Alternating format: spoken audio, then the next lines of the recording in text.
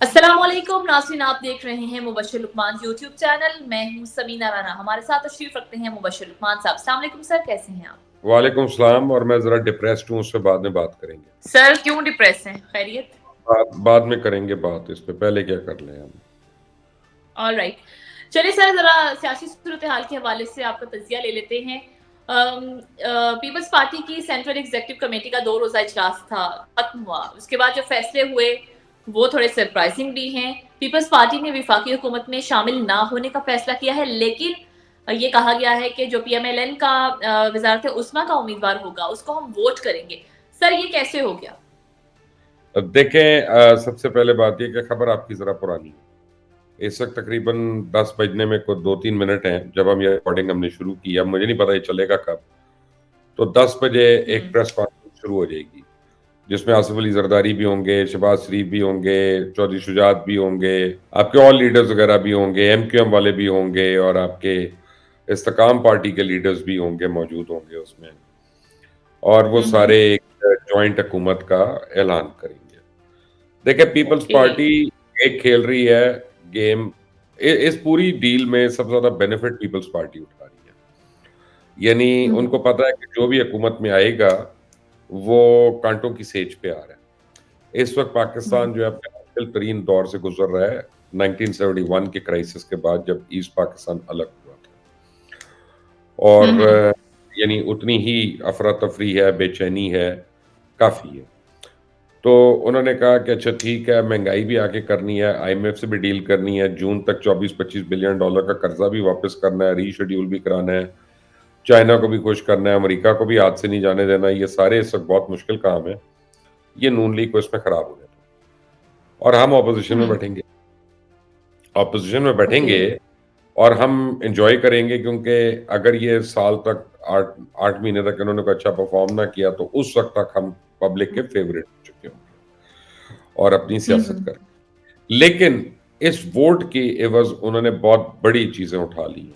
यानी 3 सबसे अहम पोस्ट जो हैं वफाक में, उन्होंने वो ले ली हैं। उन्होंने चेयरमैन सेनेटशिप अपने लिए ले ली है, उन्होंने स्पीकर नेशनल असेंबली अपने लिए रख लिया, उन्होंने प्रेसिडेंट ऑफ द कंट्री वो अपने लिए रख लिया। तो अब आगे चलते हैं, मैं आपको नाम बता देता हूँ। प्रेसिडेंट होंगे आसिफ अली जरदारी, किसी को इसके लिए रॉकेट साइंटिस्ट होने की जरूरत नहीं है। चेयरमैन सेनेट प्रोबेबली होंगे सलीम मांडवीवाला, जो पहले डिप्टी चेयरमैन सेनेट थे। और स्पीकर नेशनल असेंबली होंगे यूसुफ रजा गिलानी, साबिक स्पीकर भी रह चुके हैं, प्राइम मिनिस्टर भी रह चुके हैं। तो पीपल्स पार्टी ने क्रीम जो ऊपर से अपने लिए निकाल ली है। और वो आपको मैं एक बताता हूँ, एक जोक था। एक बाप बेटा शिकार पे जा रहे थे किसी और आदमी के साथ। तो शिकार पे बाप बड़ा तेज था, तो जब शिकार किया उन्होंने 2-3 मर गए एक साथ। तो पहले एक तीतर था, तो उनका तीतर किसी तरह होया मित्र, ऐते हो गया मेरा। फिर बटेर था, उन्होंने कहा बटेर ऐते निरा हेर फेर, तू इंज कर मेरे पुत्र नु दे।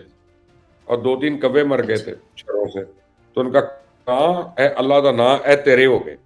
तो नून लीग के हाथ में कहाँ आया बकायदा इंसर्ट, वो अल्लाह का नाम ले और कुछ करें। और अब अल्लाह करे कि इसके बाद थोड़ी सी स्टेबिलिटी आना शुरू हो जाए। स्टॉक मार्केट का आप हाल देख लें, आप करेंसीज का हाल देख लें, आप बिजनेस का हाल देख लें। आज भी मैं कुछ 6 बजे तक मैं तक डिफरेंट बैंकर्स के साथ था। मैं उनसे ओपिनियंस ले रहा था इकोनॉमी के बारे में। उन्होंने कहा हर आदमी अपनी ज़मीनें बेच के, प्लॉट बेच के वो सिर्फ बैंक में जमा करा रहा है, क्योंकि फिक्स्ड डिपॉजिट में उनको वहाँ 22-23% इंटरेस्ट आ रहा है। नॉर्मल बैंक भी 18, 18.5% इंटरेस्ट दे रहा है।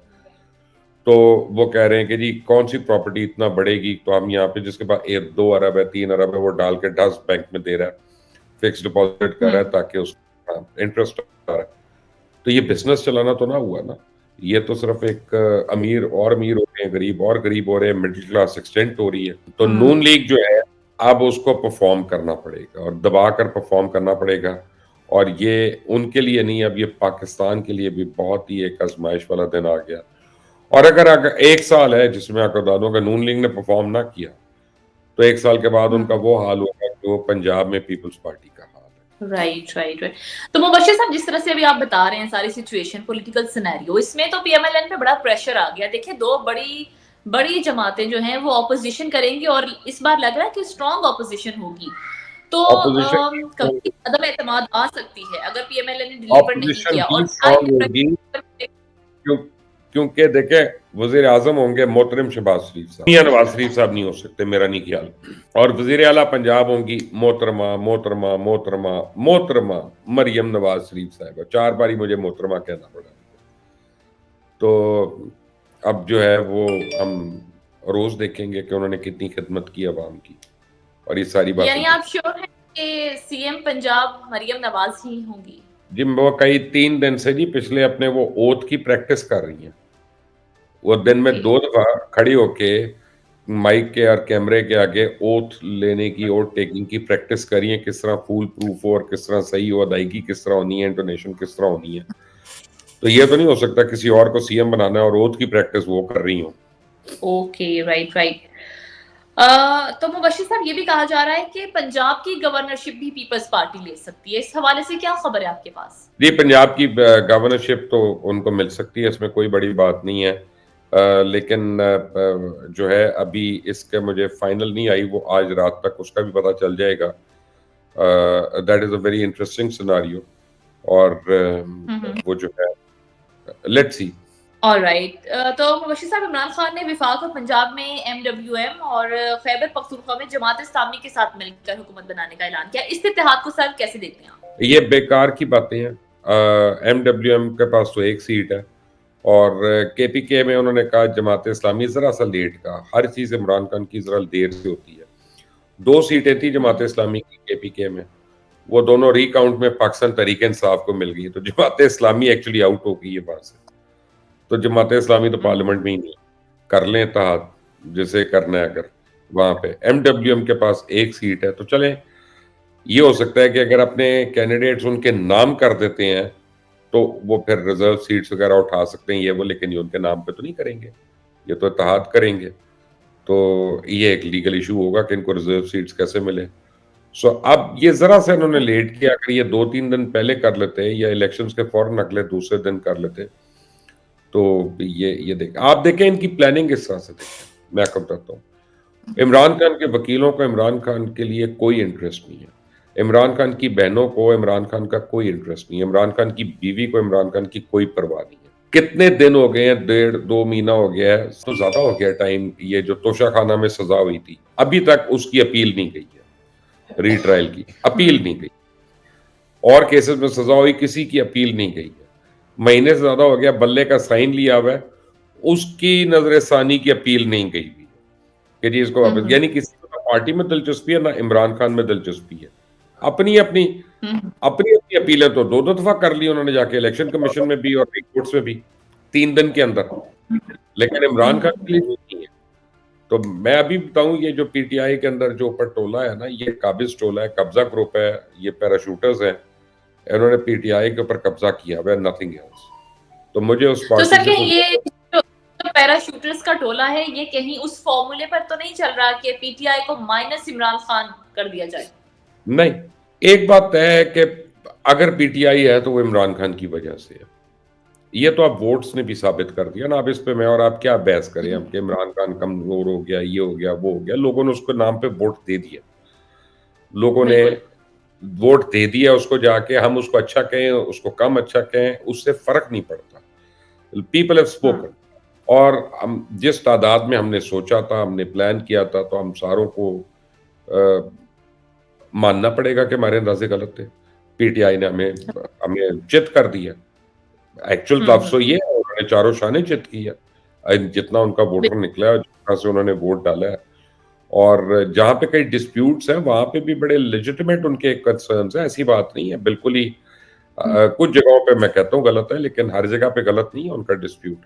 तो अब रही जमात इस्लामी वाली 2 सीटें उनको मिल गई हैं, तो अभी सही था ना वो डिस्प्यूट। सही। ये लेकिन मुबश्शिर साहब, जी मुबश्शिर साहब, प्लीज कंटिन्यू।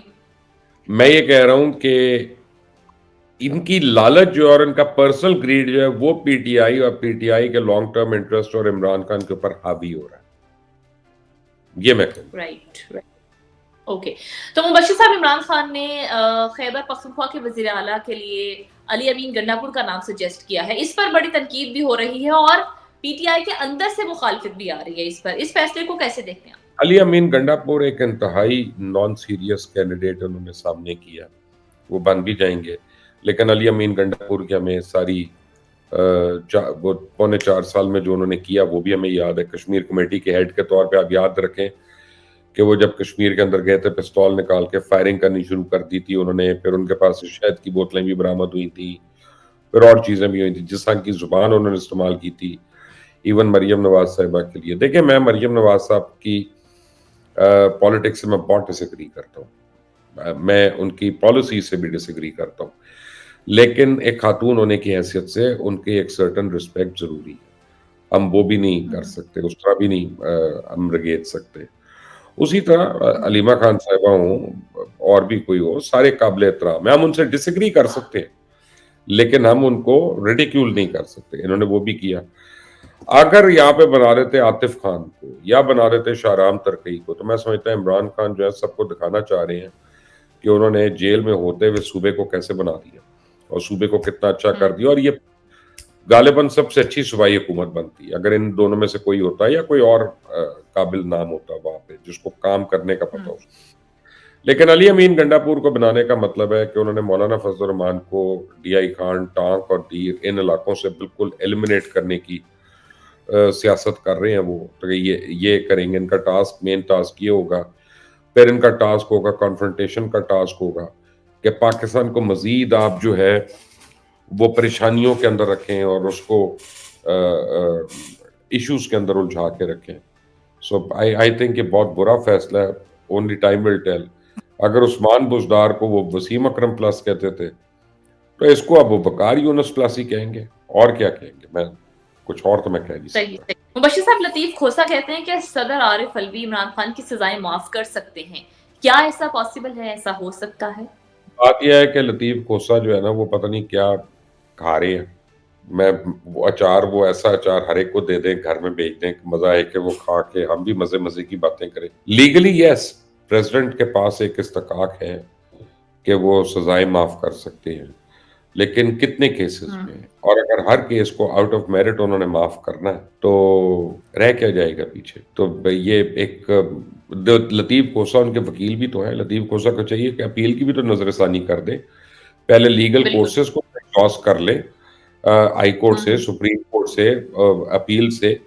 जो उनका काम है वो कर नहीं रहे, वो आरिफ अलवी को बता रहे हैं कि उनको क्या काम करना चाहिए। Right right.